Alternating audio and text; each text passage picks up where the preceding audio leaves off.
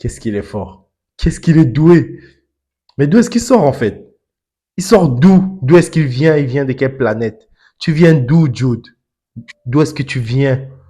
Tu es trop fort. Mais tu es trop fort, mec.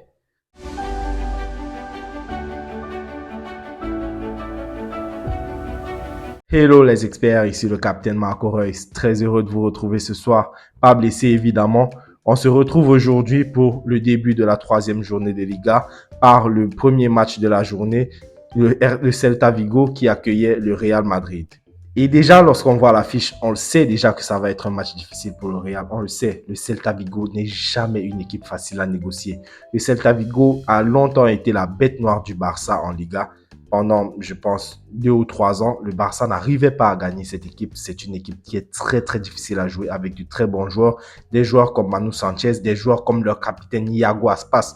Iago Aspas qui a été le meilleur buteur espagnol sur au moins 4 saisons. Donc, franchement, cette équipe de Celta Vigo n'est jamais facile à négocier. Et le grand défi pour le Real Madrid aujourd'hui, bien entendu, c'était de savoir s'ils vont s'imposer à l'extérieur, donc au stade du Celta. Et justement, lorsqu'on observe la compo du Celta, on sent direct qu'ils ne sont pas venus faire de la figuration, en fait, qu'ils ne sont pas venus perdre le match parce qu'ils sont venus avec un 5-3-2. Donc, défensivement, on sentait que ça devait jouer le bus derrière. Mais dans le match, c'est pas ce qui s'est vraiment passé. C'est vrai, la compo de l'équipe, c'était en 5-3-2, mais globalement, on sentait quand même qu'ils ne voulaient pas jouer le bus. Il y avait quand même des espaces dans la défense. Quand même, c'était pas vraiment serré entre les lignes. Donc, franchement, ils ont quand même essayé de jouer le jeu. De son côté, le Real Madrid, la composition habituelle, on la connaît maintenant. Avec le quatuor au milieu de terrain, Bellingham, Fede Valverde, Tchouaméni et Camavinga. Le duo d'attaque, Vinicius Rodrigo. Et la seule nouveauté sur le 11 de départ, c'était le gardien de but, Kepa Arrizabalaga, qui faisait sa première titularisation aujourd'hui avec le Real Madrid. Donc, André Lunin n'a pas été reconduit. Pourtant, moi, j'ai trouvé qu'il a fait une bonne performance au dernier match. Mais bon, je pense que Ancelotti voulait aussi tester Kepa en match officiel pour voir qui il risquerait de garder entre les deux.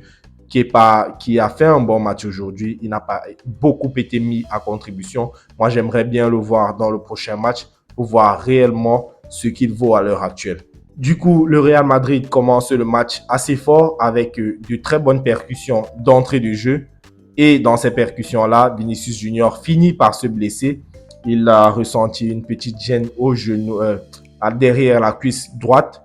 Donc, du coup, il est obligé de sortir au bout de 10-15 minutes, remplacé par Rossellou. Rossellou qui a fait une partie vraiment très transparente. Rossellou, il a vraiment pas été, il a pas fait l'entrée de l'année, quoi. Aujourd'hui, franchement, c'était très transparent. Et moi, j'aimerais le voir en fait dans d'autres configurations. Je pense que cette composition en 5, en 4-4-2 ne lui convient pas. Il préfère jouer dans une option où il est l'attaquant axial et où il y a deux ailiers autour de lui. Donc, je pense que c'est la composition qui lui convient le mieux. Dans ce 4-4-2, on le sentait un peu perdu. Il n'arrivait jamais à bien se positionner. Franchement, j'ai trouvé même qu'il essayait de faire de la Karim Benzema. Mais c'est pas ça qu'on te demande, Rossellou. On te demande de rester dans la surface. Reste dans la surface. Attends les ballons. Attends les ballons. Tu es bon de la tête. Donc, je ne sais pas ce qu'il cherchait ailleurs à essayer de combiner avec les autres. Non, tu n'as pas à faire ça, Rossellou. Ce n'est pas ton jeu. Franchement. Donc, du coup, à cause de tout ça, il a été vraiment très transparent pendant le match.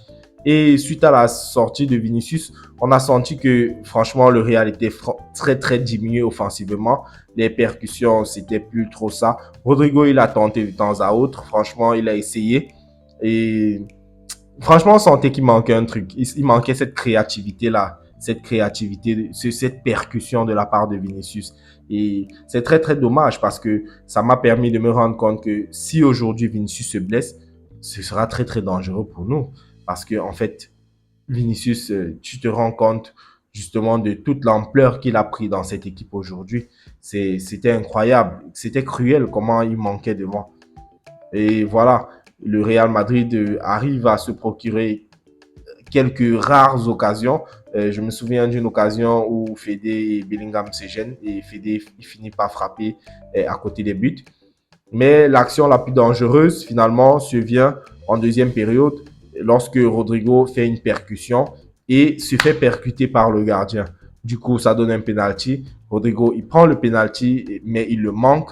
Voilà, il n'est pas encore assez expérimenté. Mais moi, je pense qu'il a bien fait parce que s'il avait laissé le penalty à Rossellou et que Rossellou manquait le penalty, on devait dire, mais pourquoi est-ce que tu as laissé le penalty à Rossellou? Tu es le plus ancien, tu prends tes responsabilités. Donc moi, je trouve qu'il a bien fait. Il a pris ses responsabilités. Il a raté, ça peut arriver. Je ne trouve pas qu'il ait mal tiré le penalty. Il a mis ça vers la droite, il a essayé de tirer, vers la gauche, pardon. Il a essayé de tirer assez fort. Mais bon, c'était un peu trop élevé. Je pense qu'il aurait dû la mettre un peu plus bas.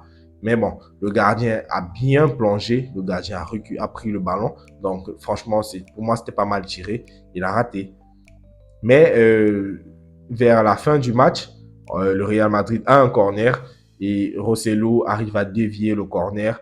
Finalement, Jude Bellingham arrive à mettre ce ballon au fond des filets. Ça fait 4 buts en 3 matchs pour lui. Il est l'actuel Pichichi de la Liga. C'est incroyable. Moi, je dis ça, j'arrive pas à y croire. C'est absolument incroyable. Jude Bellingham, actuel Pichichi de la Liga. 4 buts en 3 matchs. C'est fou. Ce mec, il est fou, il est malade. Il sait tout faire, en fait. Jude Bellingham, il a parcouru 10 km pendant le match. 10 km. Et en dehors de ça, franchement, des fois, revenons un peu sur terre. OK? On sait qu'il y a des joueurs qui ont de l'activité. OK? On sait qu'il y a des joueurs qui sont techniques. Et Jude Bellingham, en fait, il fait les deux. Il a de l'activité, il est technique et il défend. Franchement, il était partout. J'avais l'impression de le voir partout sur le terrain. Il était devant lorsqu'il y avait des attaques. Il arrivait à récupérer les ballons et il cavalait partout comme un chien. Franchement, Jude Bellingham, mais d'où il sort ce mec? Franchement, j'ai envie d'appeler Dortmund et leur dire, franchement, je pense qu'on vous a pas bien payé pour ce mec. On va vous ajouter 30 millions au-dessus. Voilà, je pense que ça fait le compte. Ou peut-être 50 millions au-dessus. Parce que franchement, c'est incroyable. Jude Bellingham, j'ai pas les mots en fait. J'ai pas les mots. On pensait qu'il allait devenir le patron du milieu de terrain madrilène après le départ de Kroos et Modric. Mais en fait, c'est faux. C'est déjà le patron. Il est déjà le patron, Jude Bellingham. Incroyable. J'ai pas les mots, en fait. C'est... Donc, du coup, Bellingham, il est MVP du match une nouvelle fois. Voilà, ça fait 3 fois homme du match en 3 matchs. Et je pense qu'en Europe, personne n'a encore fait ça. Donc, voilà, si on cherchait la recrue de l'été en Europe, je pense qu'on l'a déjà. On a déjà trouvé la recrue de l'été en Europe. C'est lui. Il n'y a aucun doute là-dessus. C'est Jude Bellingham. Voilà. Donc, du coup, le match se termine par ce score de 1 but à 0. Voilà, le Real Madrid qui fait le strict minimum. Et ça donne une nouvelle victoire. Ça fait 3 victoires en 3 matchs. 9 points pour le Real Madrid, qui est actuel leader de la Liga. On attend de voir le match du Barça ce week-end. Comment ils vont faire. S'ils vont essayer de revenir à 7 points. Ouais, 7 points. Donc, ils seront à 2 points du Real Madrid parce qu'ils ont fait un match en première journée.